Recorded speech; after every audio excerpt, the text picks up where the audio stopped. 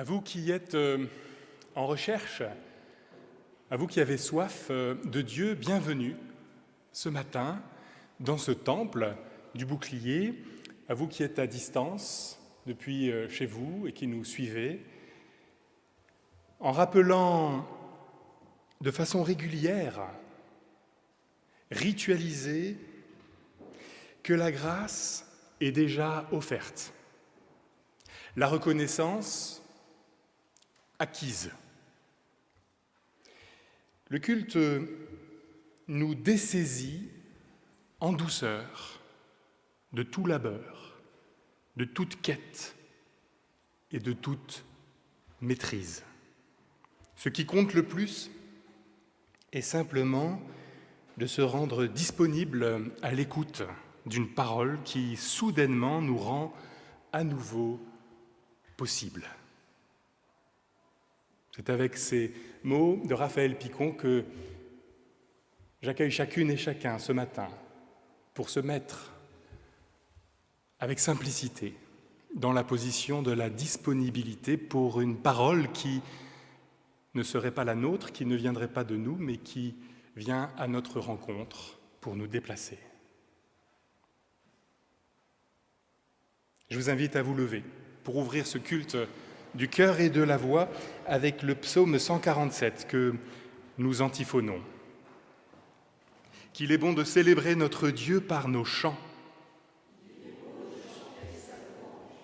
Le Seigneur guérit les cœurs brisés.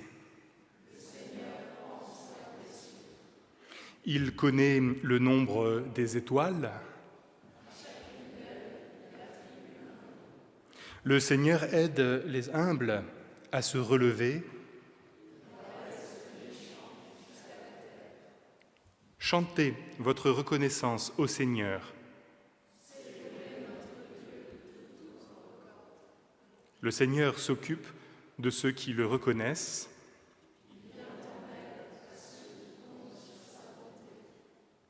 Et nous chantons ensemble maintenant le psaume 8, les strophes 1, 2, 3, 4 et 6.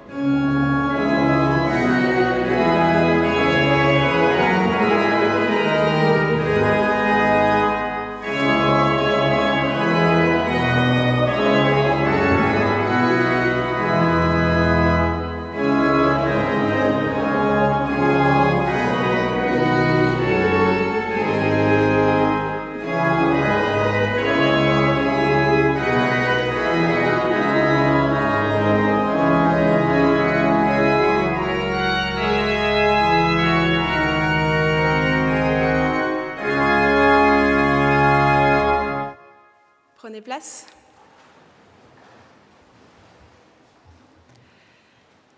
Et dans le silence, nous reconnaissons ce qui nous éloigne de Dieu, de nous-mêmes et des autres. Seigneur, tu as fait la création belle et diverse. Tu as fait l'être humain à ton image et tu as trouvé ça bon, très bon même. Pourtant, bien souvent, il nous est impossible de voir cette beauté et cette diversité. Bien souvent, nous regardons le monde, les personnes, non pas avec un regard d'amour, mais avec un regard de jugement et de tri qui mène à l'exclusion. Tu nous dis et redis combien chacun et chacune a du prix à tes yeux. Tu nous aimes bien avant notre naissance, tels que nous sommes. Pourtant, bien souvent, il nous est impossible de nous accepter tels que nous sommes. Nous ne trouvons pas assez ceci ou trop cela. Tu viens à notre rencontre chaque jour. Tu ne cesses de nous surprendre de ta présence. Pourtant, bien souvent, il nous est impossible de te voir et de te reconnaître, car nous sommes pris dans des images et des vérités toutes faites de ce que toi, tu dois être. Pour tout cela, Seigneur, nous te demandons encore une fois pardon. Libère-nous de toutes ces dynamiques mortifères d'exclusion et de jugement. Oui, Seigneur, nous te le demandons. Viens à notre aide. Prends pitié de nous. Et je vous invite à vous lever et à chanter ensemble dans toutes nos détresses, les 3 premières strophes.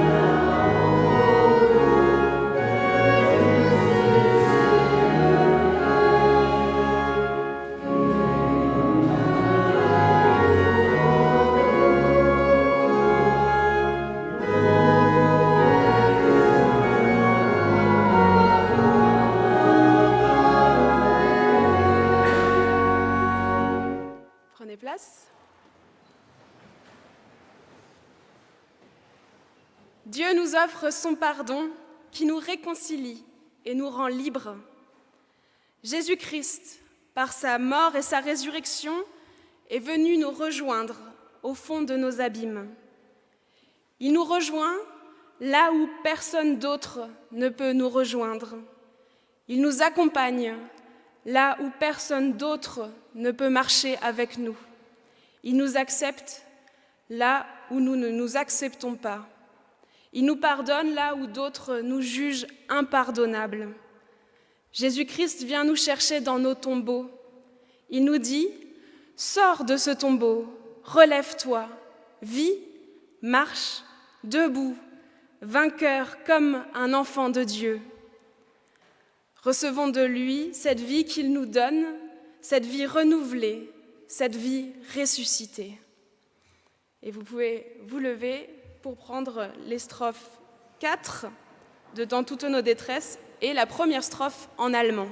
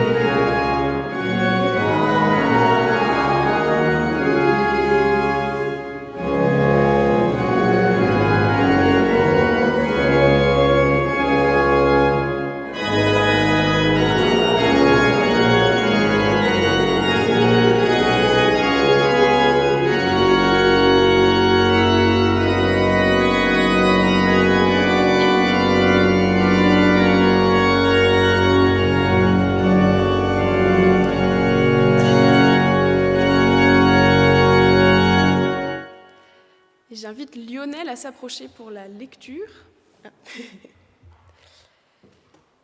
Avant la lecture, nous demandons à Dieu d'ouvrir notre cœur et notre esprit pour comprendre et recevoir sa parole aujourd'hui. Éternel notre Dieu, nous allons ouvrir la Bible. Accorde-nous ton esprit, maternel et créateur.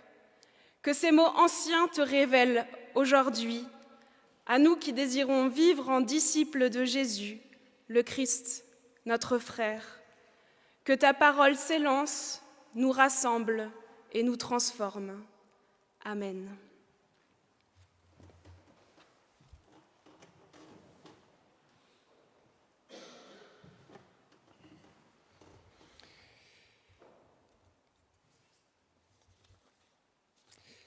Et nous lisons au livre du prophète Ésaïe, chapitre 29, les versets 17 à 24. Ne le savez-vous pas ? D'ici très peu de temps, la forêt du Liban deviendra un verger, et le verger une forêt. Ce jour-là, les sourds entendront ce qui est dit dans le livre, et, sortant de l'obscurité et des ténèbres, les aveugles se mettront à voir. Le Seigneur sera pour les humbles une source de joie grandissante. Les plus pauvres des humains éclateront de bonheur grâce au Dieu d'Israël qui est saint. Ce sera la fin des tyrans. Les insolents seront éliminés. On sera débarrassé de ceux qui cherchent à nuire aux autres, qui les accusent de crimes, qui tendent des pièges aux juges et font condamner sans raison celui qui est dans son droit. Voici donc que le Seigneur déclare au peuple de Jacob, lui qui a sauvé Abraham, « Désormais, le peuple de Jacob ne sera plus humilié, il n'aura plus à pâlir. Lorsqu'eux-mêmes ou leurs enfants verront en effet ce que je ferai parmi eux, ils reconnaîtront que je suis vraiment Dieu, moi, le Dieu saint de Jacob. Ils redouteront de me déplaire à moi, le Dieu d'Israël. Eux qui avaient perdu tout bon sens, ils commenceront à me comprendre. Eux qui protestaient toujours, ils se laisseront instruire.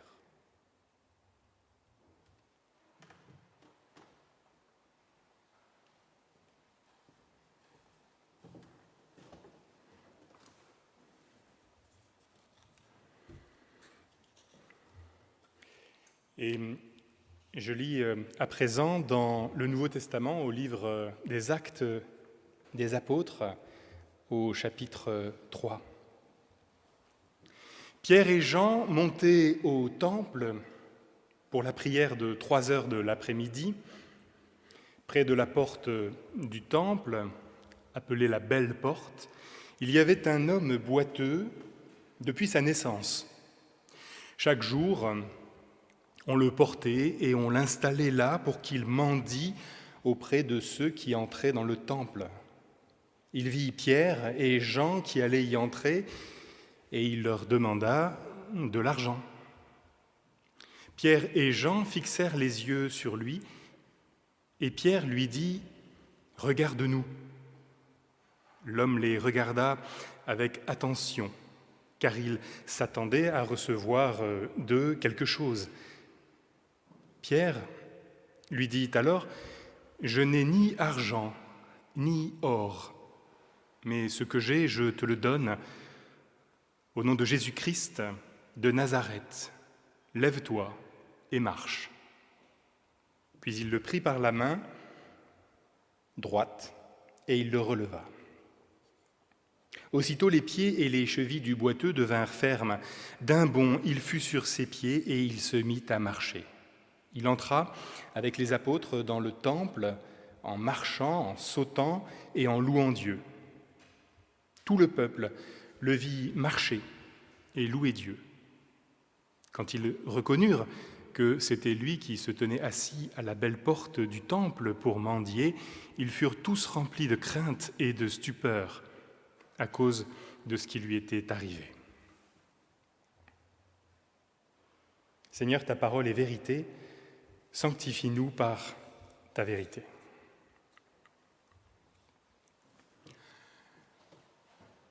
Connaissez-vous votre rôle par cœur? Savez-vous exactement ce qui est attendu de vous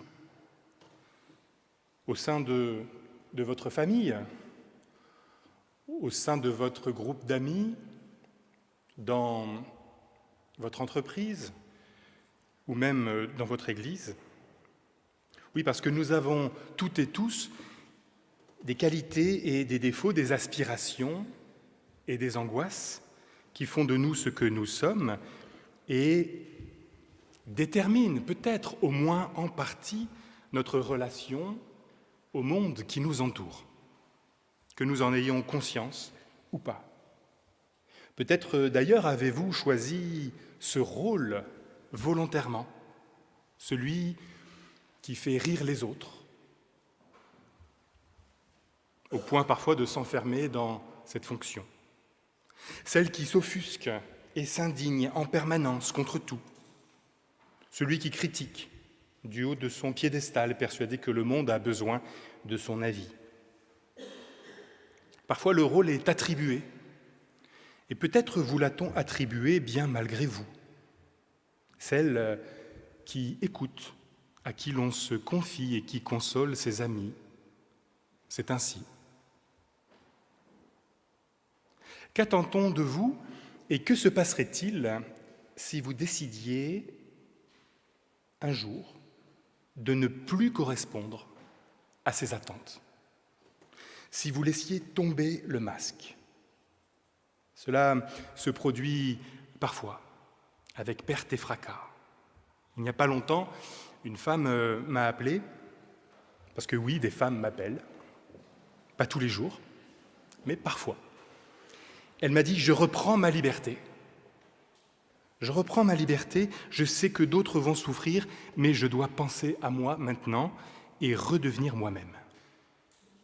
Ce sont des mots très forts pour des conséquences certaines sur elle-même et sur d'autres qu'elle-même. De toute évidence, le rôle qu'elle jouait jusqu'à maintenant ne la satisfaisait plus. Et vous ?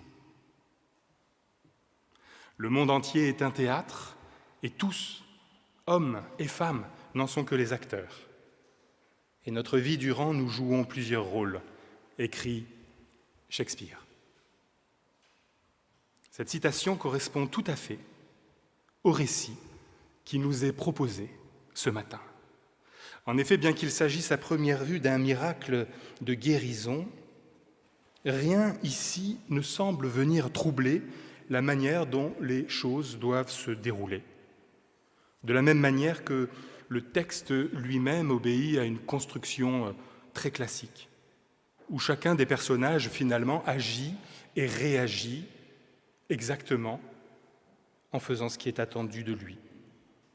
Introduction, situation de détresse, guérison, constatation de la guérison, réaction de la foule, contestation des religieux, discours.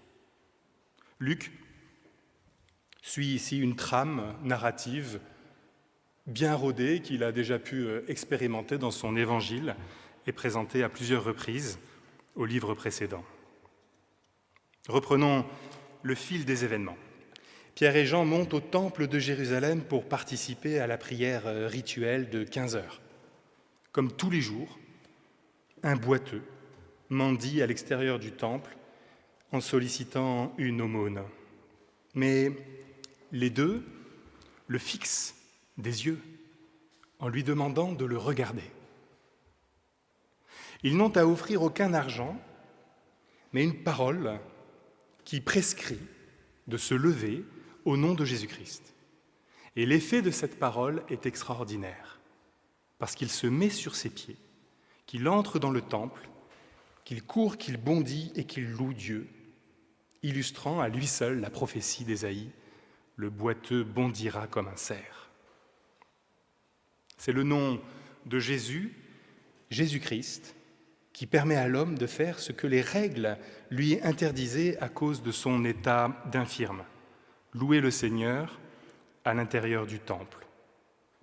C'est par ce nom prononcé qu'il se voit réintégré dans le peuple de l'Alliance. Mais jusqu'à ce que ce nom soit prononcé, jusqu'à ce que ce nom fasse son effet, chacun tenait parfaitement son rôle selon des codes bien établis. Depuis le IIe siècle avant Jésus-Christ, l'aumône n'est pas le fait de celui qui accepte de son bon vouloir faire acte de générosité. Non, l'aumône est une obligation religieuse, comme la prière ou comme le jeûne. C'est un acte méritoire qui possède une efficace pour racheter les péchés. Vous voyez, le monde se divise en deux catégories. Il y a ceux qui donnent et ceux qui reçoivent. Et tout se tient.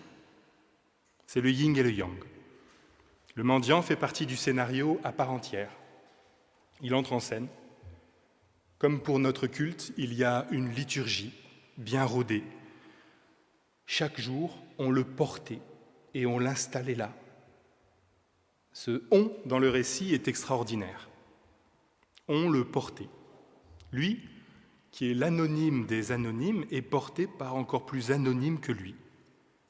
Il est placé dans le décor sans qu'on sache vraiment qui va le plus servir à qui, puisque chacun a besoin de l'autre dans cet échange ritualisé. Il n'entrera jamais dans le temple à cause de son infirmité, mais en jouant ce rôle, il va permettre à d'autres de jouer le leur. Tous ces fidèles qui viennent accomplir l'une des trois œuvres que sont l'aumône, la prière et le jeûne. Jusqu'à ce jour, tout allait bien. Tout allait bien dans le meilleur des mondes où chacun était à sa place, avec un rôle bien défini et un emploi du temps régulier. Arrivèrent Pierre et Jean. Il semble qu'on ne leur ait pas donné le script, ou alors qu'ils aient décidé de l'ignorer volontairement. Ils préviennent d'emblée qu'ils n'ont pas d'argent, alors qu'a priori, c'est quand même une composante essentielle de la pratique de l'aumône. Quoique, si on en croit le terme utilisé, l'aumône n'est pas d'abord une question d'argent, puisqu'il signifie littéralement soulagement ou compassion. C'est intéressant. Faire l'aumône, au sens étymologique du terme, ce n'est pas d'abord demander de la monnaie.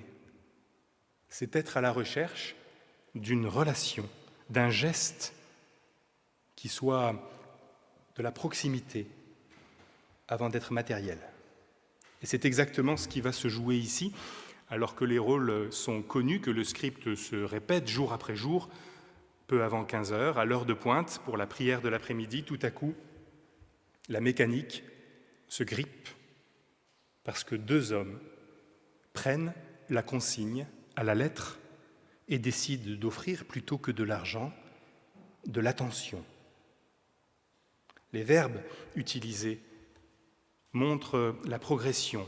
On passe de la vue au regard, de la fonction à la rencontre, qui voit plus loin que l'homme mendiant, à qui une parole peut être adressée quand résonne le « regarde-nous ». Et voilà tout à coup que le mendiant se voit dessaisi du rôle dans lequel on l'avait enfermé et dans lequel peut-être il s'était laissé enfermer entre souffrance et complaisance. De l'attente passive, il passe à l'espérance. Il comprend que ce qui l'empêche d'avancer dans la vie, ce qui le fait boiter, ce sont ces entraves imposées et acceptées au nom de la religion, au nom de l'ordre, au nom de ce que l'on a toujours connu et qu'on ne saurait remettre en question. Or, tout l'enjeu pour Pierre est de réussir, à la suite du Christ, à transformer une réalité physique en une réalité spirituelle, qui soit capable de faire advenir, disons le terme, une guérison, mais alors une guérison totale, à la fois physique et spirituelle. Le regard, qui est déjà en lui-même thérapeutique, se voit accompagné d'une parole qui libère. Comment libère la parole ? En nommant le réel. Et cela se passe en 3 temps. Regarde-nous. Autrement dit, relève la tête, prends confiance en toi. Je t'y autorise, quand bien même on aimerait que tu restes ainsi pour toujours. Je n'ai ni argent ni or. Autrement dit, ne crois pas que ta situation dépende des richesses en ta possession, même si on t'en a convaincu depuis toujours et que tu as fini par le croire. Lève-toi et marche. Autrement dit, tu es capable de jouer un autre rôle que celui dans lequel tu es resté enfermé depuis trop longtemps. La parole adressée, conjuguée au regard posé, s'accompagne d'une main tendue qui cherche à concrétiser le contact établi. Un geste différent de ce que le mendiant a connu jusqu'à présent à travers toutes ces mains anonymes qui évitaient évidemment tout contact face à l'impureté. Pierre le prend par la main droite, cette main droite qui souligne la puissance de Dieu et qui, ce faisant, prend en compte le mendiant dans toute sa réalité. Non pas simplement comme l'être souffrant qu'il est, mais qui reconnaît également l'aspiration qui est la sienne, parce que ce n'est pas celle simplement du mendiant ou du malade, c'est l'aspiration de tout être humain, que d'être compris et pris en compte dans sa diversité, dans sa pluralité. Pierre, en s'adressant au mendiant, ne voit déjà plus un mendiant, et en touchant à un boiteux, ne touche déjà plus un boiteux. Il utilise ici non pas un pouvoir reçu de Dieu qui serait de l'ordre du magique ou du sacré et qu'il nous faudrait admirer, qu'il nous faudrait, en rendant gloire à Dieu, louer sans cesse. Non, Pierre incarne en fait à lui seul la puissance du Dieu vivant qui vivifie, en entrant en relation avec les hommes, les femmes et les enfants qui le rencontrent. Et dès lors, l'immobilité qui était le corollaire de l'anonymat fait place à la suite d'actions que nous avons observées, reconnues pour ce qu'il est en vérité. Le mendiant, le boiteux, prend vie, il s'anime, il bondit et il entre avec les apôtres dans le temple. De ce récit ce matin, et je terminerai par là, je retiens et je partage avec vous que le regard porté sur moi en Jésus-Christ m'autorise au monde, me rend légitime, quand bien même je suis convaincu du contraire, quand bien même on veut me convaincre du contraire. Retenez, frères et sœurs, en ce début d'année qui s'ouvre devant nous, que le Dieu de Jésus-Christ vous légitime au sens étymologique du terme, c'est-à-dire qu'il vous rend conforme à sa loi. À toi qui te dénigre, à toi qui t'enferme dans un rôle qui n'est pas à la hauteur, Dieu, dans sa majesté, t'accueille en son temple aujourd'hui, il te relève et il t'envoie. Amen.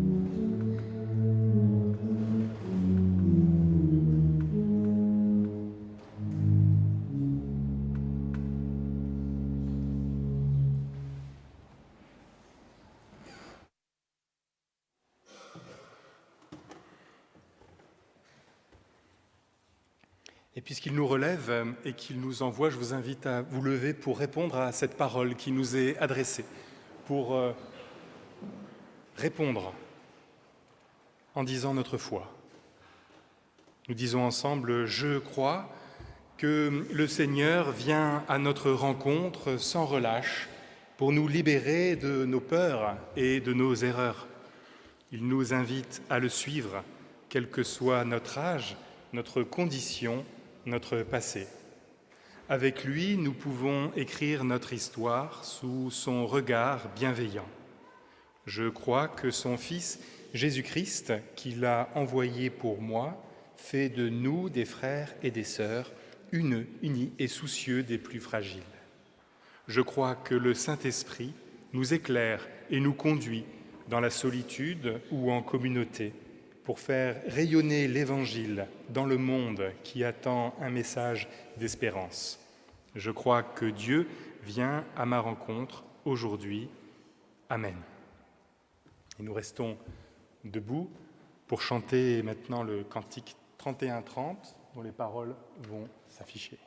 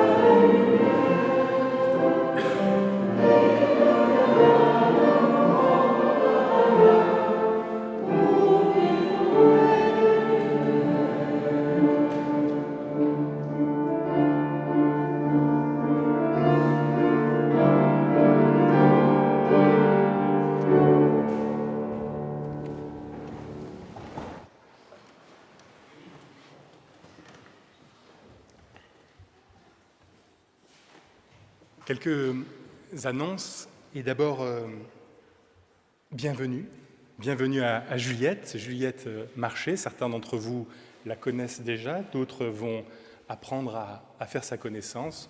Juliette Marché est pasteur vicaire, nommée à la paroisse du Bouclier, avec une transversale sur la jeunesse, et elle sera officiellement présentée à la paroisse lors du culte de rentrée, samedi prochain, samedi 13 septembre. J'étais très heureux de vivre ce premier culte avec toi, Juliette. Bienvenue au Bouclier et bienvenue à Clémence également. N'hésitez pas à la sortie de ce culte à aller vers elle pour lui manifester notre joie d'avoir un collègue au Bouclier, une collègue en l'occurrence. Je le disais donc, samedi 13, culte de rentrée, c'est l'habitude, année après année, de commencer un samedi, puisque ça dure un petit peu. Et donc comme ça, on n'a pas l'angoisse du lundi, le lendemain matin. Rendez-vous à 13h30 pour les enfants de l'âge de l'école biblique, qu'on n'appelle surtout pas l'école biblique, parce que c'est pas bien de dire école biblique, donc on dit dimanche en fête. 13h30, le rendez-vous pour les enfants, on vivra l'après-midi ensemble, place de l'université. Et puis à 17h, début du culte, qui se poursuivra par un repas dans la grande salle, et puis par le retour sur le camp Jura et le camp Togo. Ce jour-là vous sera distribué le flyer avec toutes les activités de la paroisse, toutes les choses importantes à savoir, et puis surtout les dates et les horaires des rendez-vous qui reprennent petit à petit les uns après les autres. Voilà, c'est maintenant le moment de l'offrande. Merci pour ce geste qui manifeste votre soutien au travail de la paroisse.